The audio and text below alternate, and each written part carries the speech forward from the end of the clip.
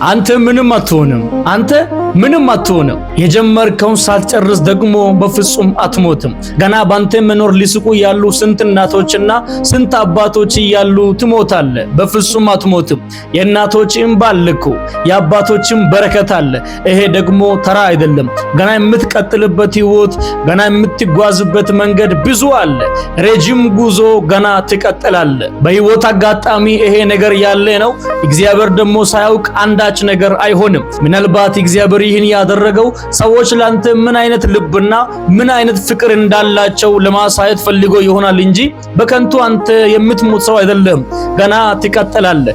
እኛ ደግሞ እንጸልይልሃለን። የጀመርከውን ጉዞ ደግሞ ትጨርሳለህ። ይህን ቪዲዮ የምታዩ ደግሞ በተለያየ ሃይማኖት ውስጥ ያላችሁ ሙስሊም የሆናችሁ፣ ኦርቶዶክስም የሆናችሁ፣ ፕሮቴስታንት የሆናችሁ ባላችሁበት እግዚአብሔርን ጸልዩ፣ እግዚአብሔርን ለምኑ። እርሱ የፈለገው ጸሎት ነው እንጂ ከኛ የፈለገው ገንዘብ የለም።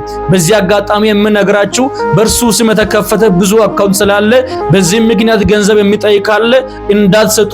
ይህ ነገር እሱን እንደማይወክል እርሱ ራሱ ተናግሯልና እርሱ የፈለገው ጸልዩልኝ አለ እንጂ ገንዘብ ሰብስቡልኝ አይደለም ያለው። ስለዚህ እኛ እንጸልይልሃለን። ገና ባንተ ምክንያት እንደሰታለን። ብዙዎች ገና ይስቃሉ። እናቶች፣ አባቶች፣ ወንድም እህቶች፣ የደከሙ ሰዎች ገና ይነሳሉ ባንተ ምክንያት። እግዚአብሔር ካንተ ጋር ይሁን። ይሄን ቪዲዮ ሼር፣ ዲዩት፣ ኮፒ ሊንክ፣ ሪፖስት ያደረጋችሁ ለብዙ ሰው አድርሱ። ወዳችኋለሁ። ሻሎም